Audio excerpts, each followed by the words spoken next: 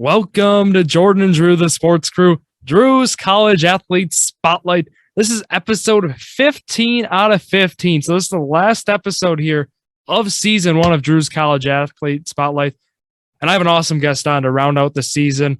Donovan Newby, a guard from the University of Wisconsin-Milwaukee, the Panthers. He's a Division I basketball player. And Donovan, how you doing today?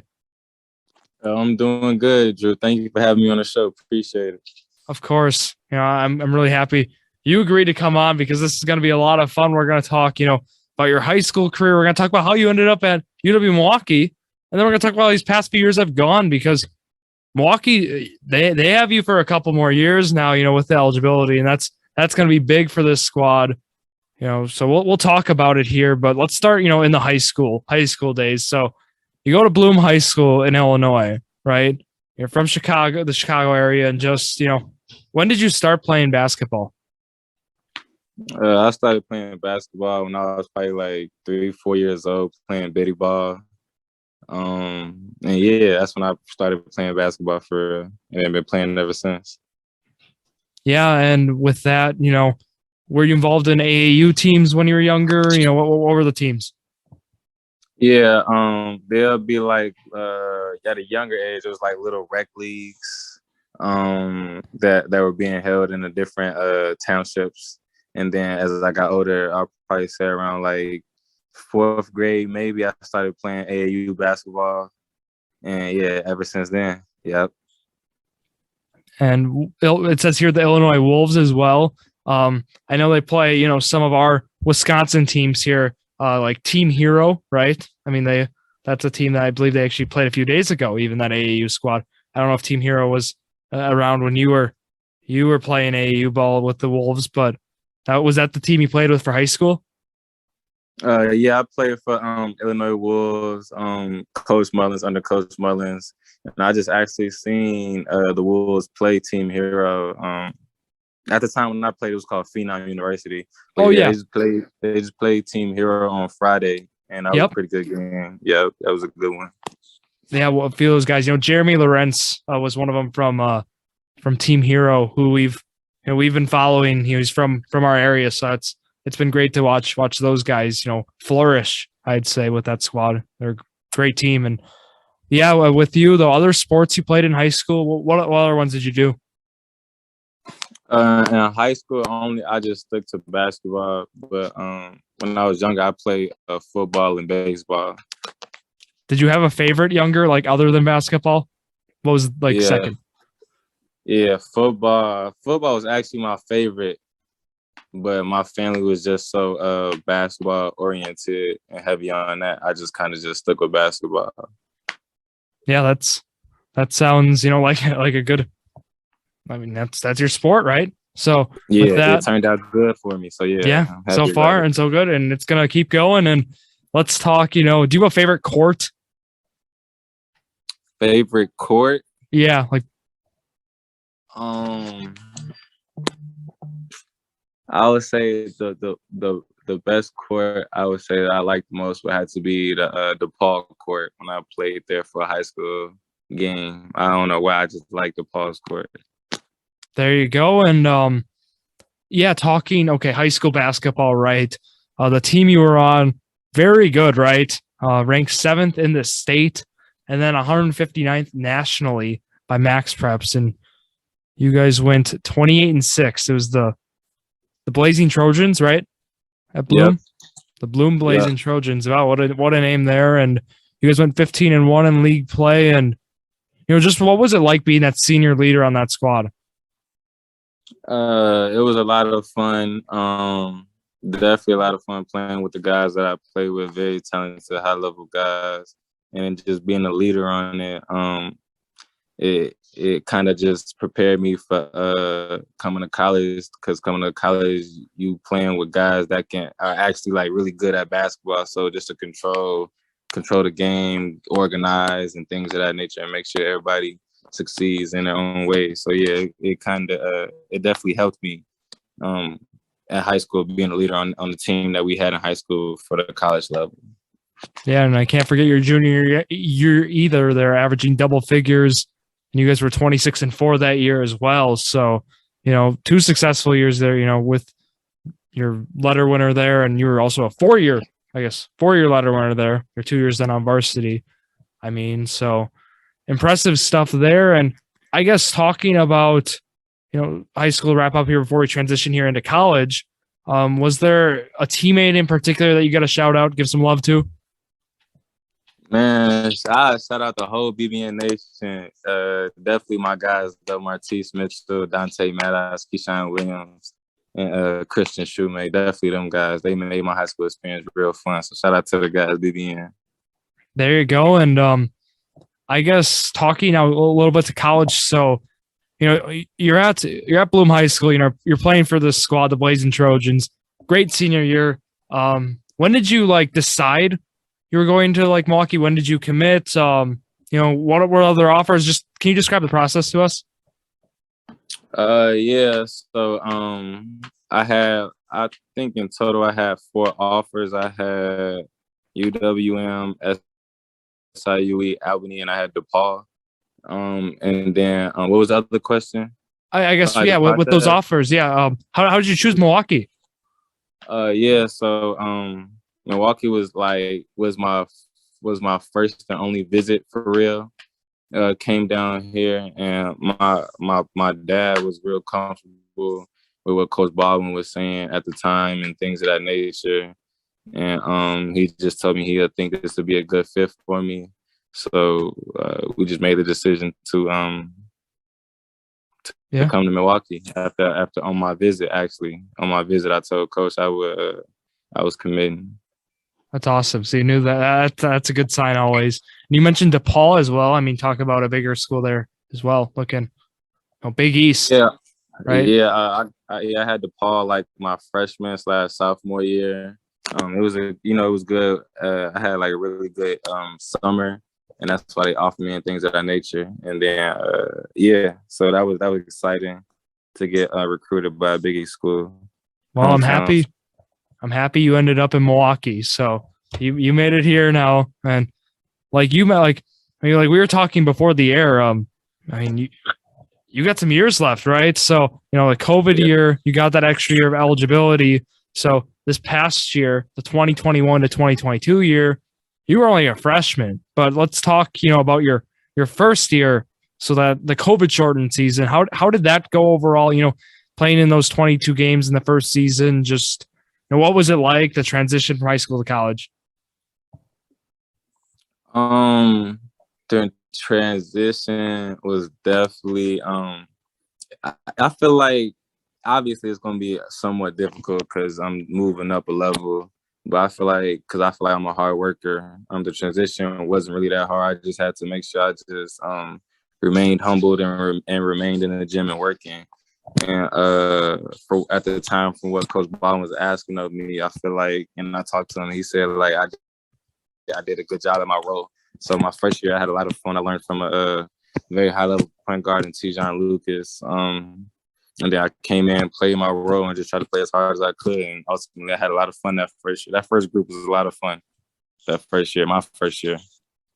Yeah, and you did well, and you filled your role, right? Being that younger guy, a lot of learning goes in with that, and talking training, right? How was that training, transition as well? Was there a lot of strength training that you're doing now in Milwaukee that maybe you didn't do as much in the past, or just overall, how was that? I would say I would say everything went up a level with weight training, doing different things that I haven't been exposed to, lifting more weight in general, just putting on more weight and things of that nature, and then just the hours of practice and film and extra workouts that come with the college basketball I had to get used to. But I had like I said, I had a good group. And the couple guys on the team really helped me lock in and learn my way with this college basketball stuff. So yeah. Yeah, and let's talk, from your freshman to I guess your first year to your freshman year, with the eligibility. So now really it was your second year. Let's talk about it. Your numbers. I just want to point out the improvement we saw, across the board. It was incredible. we saw your minutes. You increased by just over 8 minutes a game. And with that, we saw the field goal percentage up 35%. We saw the free throw percentage just around that 90% mark, which we'll talk about in a little bit here. And then, yeah, I mean, we saw your scoring average double, nearly double. So, what was it like from that year? Like, it seems like you got more comfortable. It seems like, they used you more in the offense, at least myself watching the games, right? What were your thoughts, on that in the second year? I just came in, talking with Coach Baldwin, head coach at the time. I just earned my way to be a little bit more free on the offensive end and be able to create for myself and for my teammates. And like you said, being just a bigger part of the offense, some plays running through me or just letting me do what I do to create. So, yeah, it was just making that jump, making that next level. Yeah. Go ahead. Yeah, I was just saying, just making that jump, making that next level. And I feel like I did a good job at it. Yeah, I mean, well, like I said, watching the games, it was great to see you get more involved, even starting at that guard spot. As I said, you started 23 games, so it was good to see that. That GB game, February 13th was a big one, for me watching. You had 17 points that game. It seemed like you took over, right? Do you have a favorite game this year?